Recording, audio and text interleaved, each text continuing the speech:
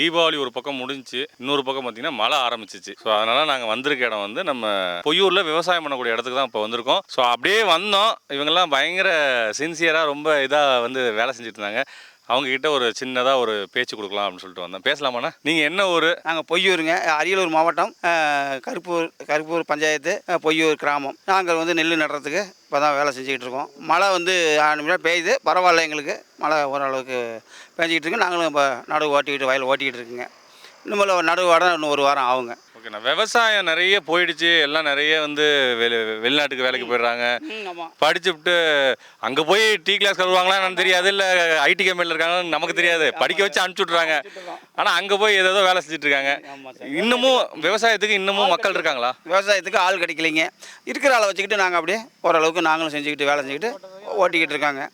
அதனால் அந்த டிரைவரும் நமக்கு டிரைவரும் ஓட்டிகிட்டு இருக்காப்புல. சரி, இவர் இப்போ போய் இவர் வந்து ரிட்டையர் ஆயிடுறாரு. அடுத்து இவர் போல யார் வருவா? அவர் பையன் வந்தால் தான்.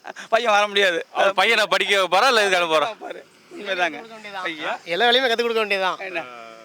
எல்லா வேலையும் கற்றுக்கலாம். என் பையெல்லாம் படிச்சுக்கிட்டு தாங்க இருக்காப்புல. விவசாயத்துக்கு வருவாப்புல என்னன்னு தெரியலைங்க.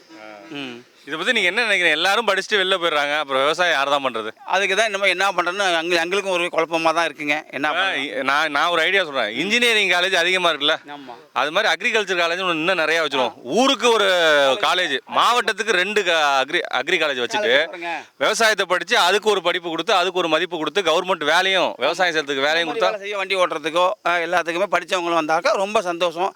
வரப்பு வேலை செய்ய எல்லாத்துக்குமே நல்லா இருக்குங்க. வரப்பு எல்லாம் கிடைக்காது, ஆளே கிடைக்கலிங்க. இப்போ ரொம்ப கஷ்டமாக தான் இருக்குங்க. நடவு நடலாம் அந்த மிஷின் வருது, இந்த வரப்பு வட்டமும் மிஷின் வந்துருச்சு. அதனால் ரொம்ப ஆளுக்கு கஷ்டமாக இருக்குங்க இப்போ.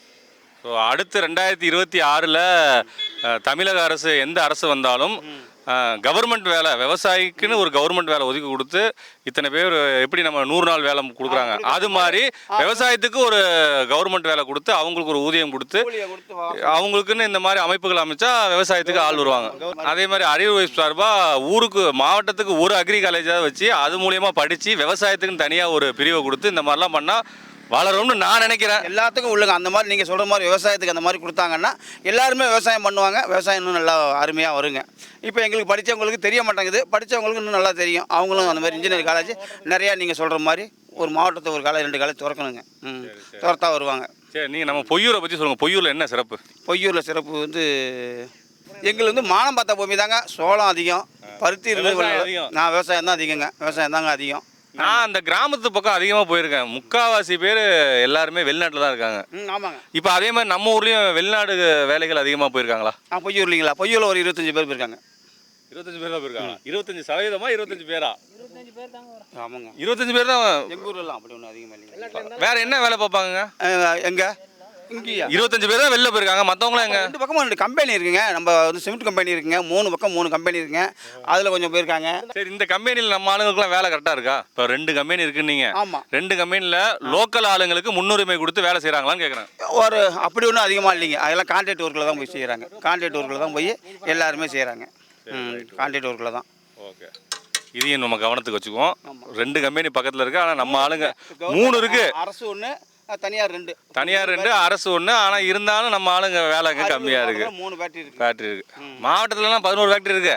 நம்ம ஊர் பக்கத்தில் 3 தான் இருக்குது. சரி சரி, ரைட். ரொம்ப நேரமாக ஓட்டிகிட்டு இருந்தார். விட்டு 2 வார்த்தை பேசுவாங்க. நீங்கள் இப்போ நீங்கள் வந்து பொதுவாகவே இந்த வண்டி ஓட்டுறதா உங்களோட வேலையா இல்லை என்னென்ன பண்ணுவீங்க? சமையல் போவேன். அங்கே பார்த்துவாங்க. இப்படி வந்துங்க கேட்டரிங் போகிறது, பெரிய வண்டி ஓட்டுவோம். இந்த வண்டி எல்லா வண்டியுமே ஓட்டுறது, எல்லா வேலையும் தெரியும்.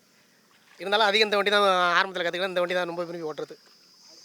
ஒன்று வருமான ரீதியாக, இன்னொன்று நமக்கு பிடிச்ச வேலை அப்படின்னா எதை சொல்லுவீங்க? ஃபர்ஸ்ட் வருமானத்துக்கு சொல்லுங்கள். வருமானம் கேட்டரிங், பிடிச்ச வேலைங்கிறதுக்கு சின்ன வண்டி ஓட்டுறது. இந்த வண்டியை ஓட்டக்குள்ள தான் நமக்கு ஒரு இது தெரியும். பெரிய வண்டிங்கிறது வந்து சத்த நேரத்தில் ஓட்டு போடுவாங்க. அது வந்து நம்மளுக்கு அந்த அளவுக்கு ஒரு இன்ட்ரெஸ்ட் இருக்குது. இதுதான் நம்ம வாக்கிங் மாதிரி நடந்துகிட்டு இருக்கோமா, அதில் வந்து இதில் ஒரு இன்ட்ரெஸ்ட்டாக இருக்குது. பொய்யூர் மக்களுக்கு ஏதாவது சொல்ல நினைக்கிறீங்களா? பொய்யூர் மக்களுக்கு நாங்கள் என்ன சொல்கிறது, எல்லாம் அதாவது விவசாயம் மழை பெஞ்சிட்டு இருக்கு. பருத்தி காடு புறமே மழை பெஞ்சனால ரொம்ப இதாக கிடக்கு, குந்தி போய் கிடக்கு. வெயில் அடிக்கணும்னு பார்க்குறாங்க, வெயில் அடிக்க மாட்டேங்குது. பருத்தி காடாக இருந்தாலும் அப்படி தான்.